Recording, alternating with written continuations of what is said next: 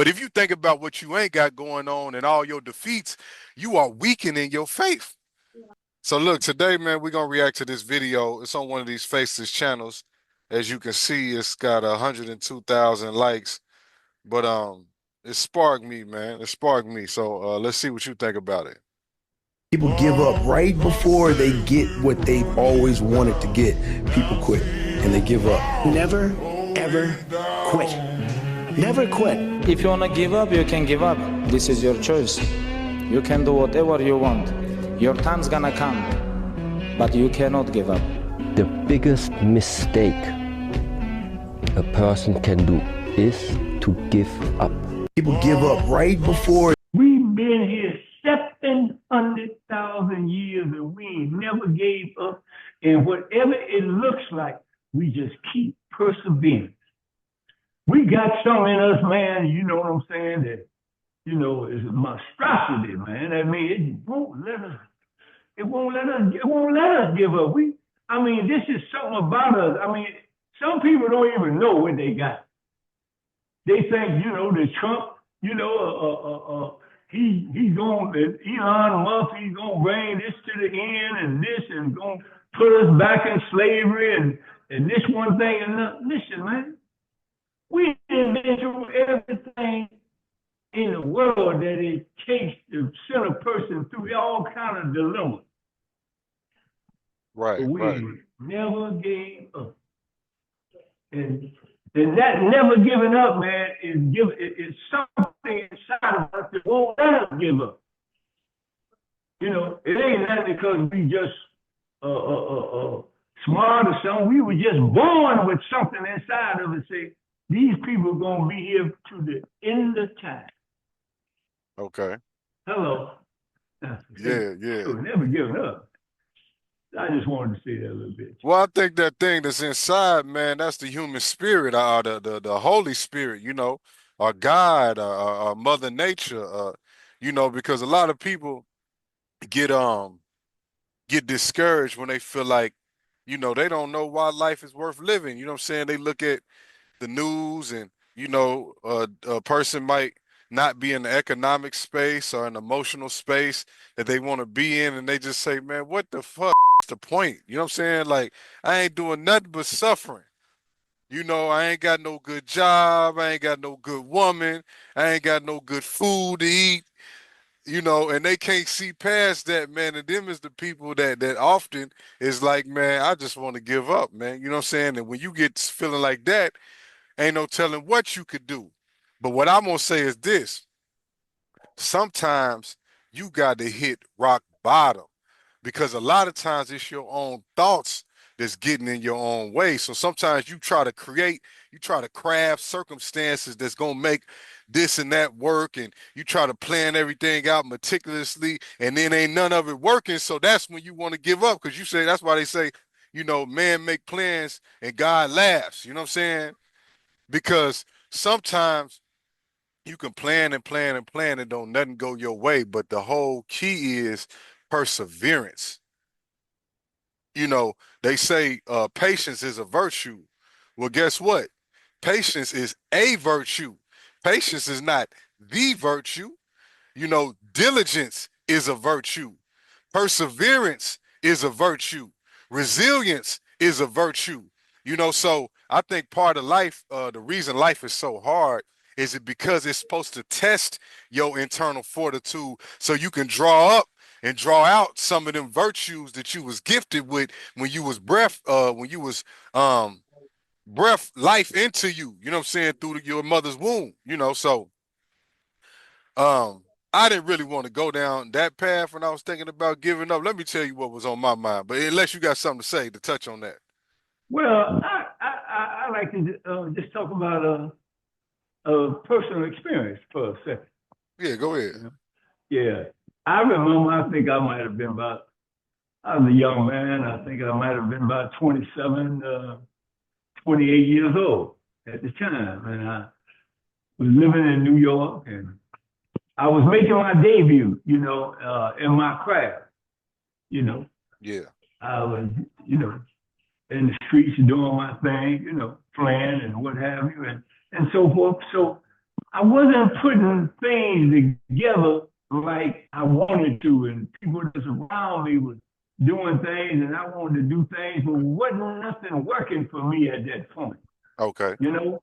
And I said, well, man, maybe I need to give up this stuff here, man, and go on to the army or something. Man, I was really discouraged, you know. Okay. And someone just said, well, just hold on, man. Don't give up now. Just hold on. You know, something inside, you know, Okay. wouldn't let me give up. And man, I held on a little further, man, and bingo, man, all hell broke loose. You know what I'm saying? Like Yeah. all of a sudden, I can see over the other side, you know, of the rainbow. You know, I could see clearly now. You know. Right. Right. Yeah. So I didn't give up, and everything worked out fine. Yeah. So just what I could say, in my experience, man, it's just like at 76 years old, I hear older people say, well, man, shit, that we ain't nothing I can do about it now, man. I guess that, the cars were just made like this. I said, hey, man, don't put me with that mess now. My name Wes now. I'm not in that mess. Don't put me in. Yeah. You know what I mean? Well, it's hard, and it's been hard all the while. Right. But like you said, persevering. When you have personal initiative, you go right on through all that. Right. You get over to the other side. So yeah, man, it's hard. You think it ain't hard for you 76 years old. I bought computers and stuff back for my children, like in the early 80s. But late 70s, I bought computers for them, Nintendos and all that stuff. But you think I went anywhere near that? Man, I avoided those computers like it had the plague or something. I got away from that, And for me to be on here and be on social media, with you, Justin, this is a blessing, man. I mean, this is a blessing, and it's a testimony for a person not giving up. I got a lot of information, a lot of content. I've seen a lot of things in the world. I'm living over here in paradise now. Right. I've seen a lot of things. I may not have a lot of information about the information highway, but I got content, but I got sense enough to join up with people like yourself. Young people, you young than me. I'm old enough to be your dad. Yeah, you're older than my I'm probably dad. older than your father, How old is your father? He about 60. You a little bit. I'm 16 years older than him. I'm almost older than your grandfather. You're a little bit older than my grandmother. How old your grandmother? She had him when she was 14. So she's about 74, 75. Okay, yeah. So I'm old enough to be your grandfather, and I'm still in the game. Right. I'm in the game of life. I'm still in the game. Well, look. Let's break down what keeps you in the game, though. Cause see, I moved around, man. 76, walking in the morning, up and down the hill and everything. Me and my lady, So it's a beautiful thing, man, to keep going. And now, how long can I do this here? I tell you exactly how long I can do it. However long I do it. Okay. Yeah, I said it might be a young man or a young woman to hear this, man, and they pursuing something. They might be pursuing a career. They might be pursuing a love interest, and it just seemed like ain't nothing lining up for them. I remember one time, I'll just tell you a brief history about me, man. When I got into that self-knowledge, see, I think what keeps you going and flowing, what keeps you different from them dudes who say, oh, man, I'm going to just have to throw my hand in, you know what I'm saying? Because, it don't look like, it's going to work out for us and ain't nothing I could do. It's what they consuming. If they not consuming nothing that's empowering them, that makes them feel like, as long as you got breath in your body and you got a sound mind, that you are a conscious contributor to the world, if they not consuming nothing like that, they just watching the news, then yeah, they gonna be defeated. Because mentally they gonna be defeated. All they seeing is a whole bunch of problems that they can't control. They watching planes crash, boats overturn. You seen that boat in the Caribbean? Did you see that boat in the Caribbean? No, I didn't see that. I ain't gonna bring that shit up, man. The point I'm making is, first and foremost, you got to fortify your mind, and you got to have faith. You got to have faith that, man, something is gonna break. And I think the best way to exercise faith, because faith is like a muscle, you know. It's just like doing push-ups. It's just like you walking up and down that driveway, man, and doing that Tai Chi. You know, the more you do it, the stronger you get. But if you think about what you ain't got going on and all your defeats, you are weakening your faith. So to strengthen your faith, you got to think. That's why the book of life and having a journal is real important, man, because you got to have something. Yeah, you got to have something that's going to remind you, man, of the little things that do count, man. Somebody might have smiled at you, man. Somebody might say, hey, man, I'm happy to see you today, man. That's enough to give you the faith that, okay, everything ain't all bad. Yeah. But if you don't meditate on that, man, you know, you might just get drowned in that darkness, man. You know what I'm saying? So I try to meditate. I utilize the book of life. What I like about the book of life is that gratitude section. And that gratitude section, I look forward to getting to that section, man, because it makes me go through my memory bank and say, okay, man, what did happen to me this week that I can, you know, I can be happy about it. You know what I'm saying? I can be grateful about, you know. So I think that's the first thing, man, is exercising gratitude. Well, that's very important, the journaling period, you know, in all aspects, and especially the aspects that we offer in the book of life. Yeah. You know, the book of life, man. You know, this is right here, man. The book of life. This is really great to have because, you know, all the things. See, the world is moving so fast. Right. It's impossible for you yourself to keep up with that. Right. You know, right. This is why they got, you know, this is why and then they got the electronics and the technology and they're zooming. They got data machines and all they can pull. This stuff up. Yeah, AI, all this stuff here, man. So I tell guys, I said, well, man, well, I'm 76. I said, I forget a lot of things, man. I think about something 1 minute, I forget, but I don't write it down. I didn't forget about it. Yeah. You know, and I said, that's probably his old age. So I heard some young people say, man, I do the same thing. Yeah. You know, I mean, so so I know it's not particularly the age thing, which age got something to do with it, but it is because information is moving so fast. Right. You know what I mean? Well, just like that. You know what I'm saying? Yeah. You know what I'm saying? And this is every day, all day long, man. You know, what you hear, you know, like on social media, man, you know, they used to talk about Puffy, man. They forgot about Puffy. They own something else. They talking about Big Meech. They talking about Donald Trump. And talking Elon about Musk. Donald Trump. Yeah, you mother. You ain't no real president. Yeah, all that shit. Next week, by the time this come out, it'll be something new. You know, and it's gonna drop man, tonight. Hey, look here, it's always something, man. You know what I mean? And so, but one thing, man, something you said made me think about, you know, is when you get tuned. When you accept the universal God force, right?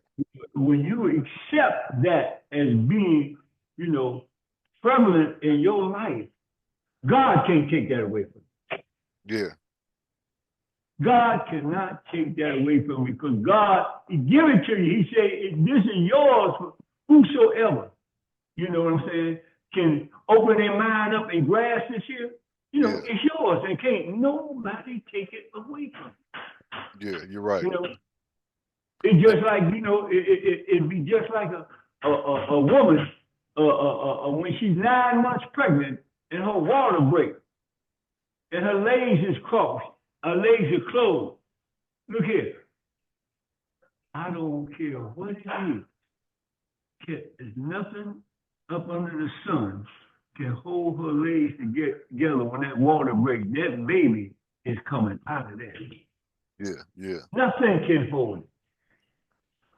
Well, they ain't got no machines and no kind of power. It is the power. Yeah, and that's where I was going with that, man. I never got there, but what I was gonna say is before I say that, yeah, it's like a brother told me, wise man named Prince Naquan. He said, man, you know, the beauty of knowledge is even if you cut my head open, you can't take my knowledge. Only way you can get my knowledge is if I give it to you. You know, so that's the power of knowledge, man. Once you get something ingrained in your mind, can't nobody take it away from you. You can share it with somebody, but can't nobody steal that from you. So when now, you earned that. Say that? You earned that. That's yours. That's yours. I mean, that's 100% your possession, man. And I said that to say earlier, when I started getting into self-knowledge, man, I was around 22 years old. And the first book I read was the book of Proverbs. Because I heard, man, if you read Proverbs every day, man, for a couple of years, 3 years, you'll be rich. And I didn't understand at the time that the riches that they was talking about was not exactly gold and silver and diamonds and dollars. You know what I'm saying? So I got hip to King Solomon, and he was talking the difference between a wise man and a fool. And I said, well, I know damn I don't want to be no fool. You know what I'm saying? Swimming in folly. And then I started reading other books, man, and them books reinforce that the power of God flows through me just like it flew through Christ, just like it flew through mighty King David, mighty King Solomon, and every other brother and sister you heard that's done something powerful with their life. So I think it's important for people to understand that, man, look, you got to fortify your mind. You got to, if you don't like to read, you got to pick up some audio books or go to some church or follow our program, because we're going to start feeding you more of that universal principle that anybody can access. And I think the only people that really consider giving up, because see, I ain't never thought about giving up. Once I start reading Proverbs and seeing the greatness of a wise man that any wise man could access, and he said, wisdom cries out in all places. I remember one time, that's the last thing I'm gonna say before I let you get back on the mic. I remember I was working at a job selling cars, right? And I was doing pretty good, but I didn't like the job.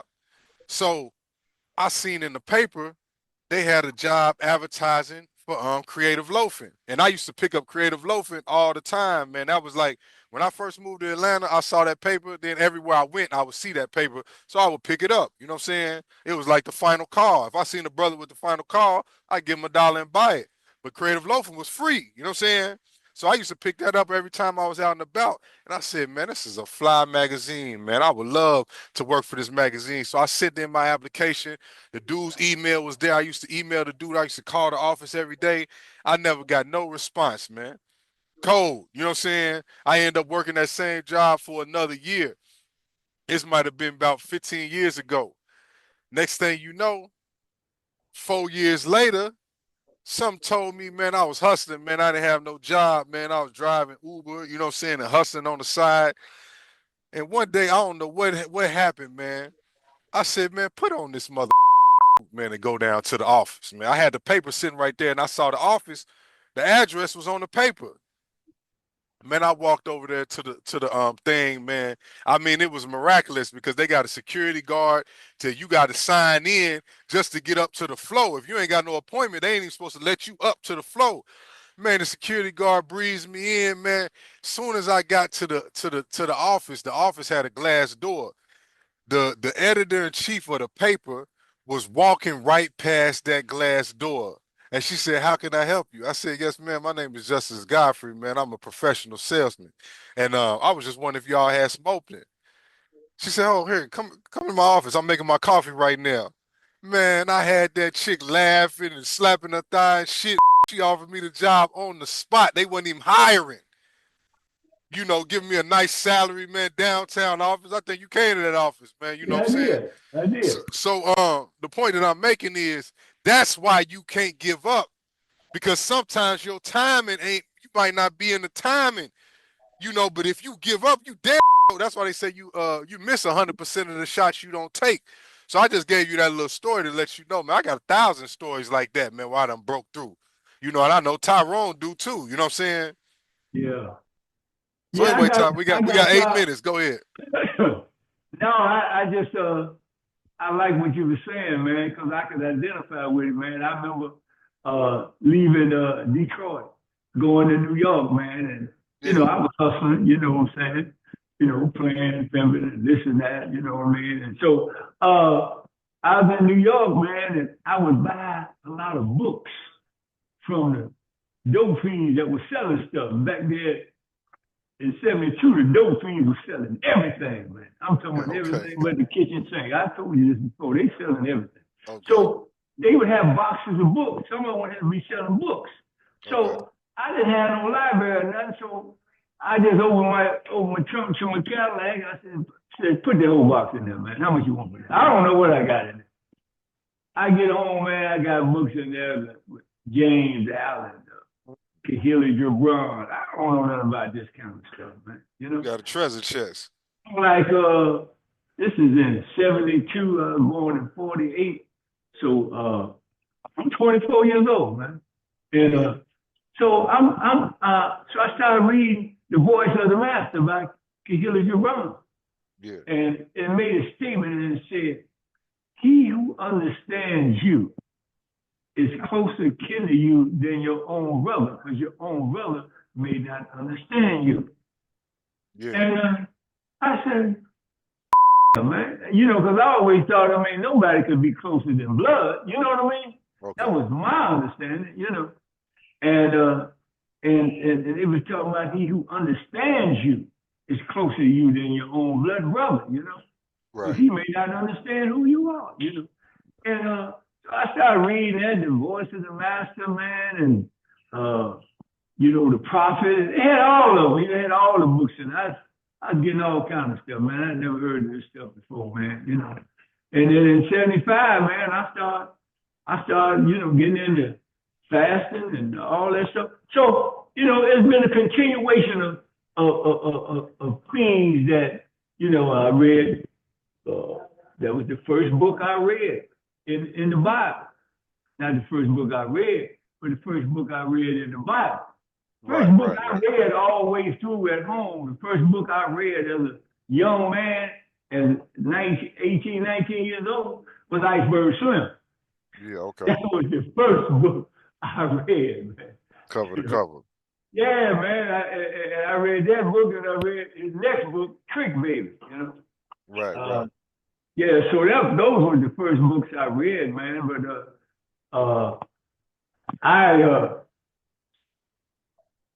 reading Proverbs, you know, would really tell you about things, you know, in the world, you know, things, you know, in the streets, and I'm talking about not the streets of, you know, Detroit or New York. I'm talking about the streets of the world. Proverbs could just tell you about everything, man. All about, you know, being wise and, you know, dealing with folly, like you said, dealing with,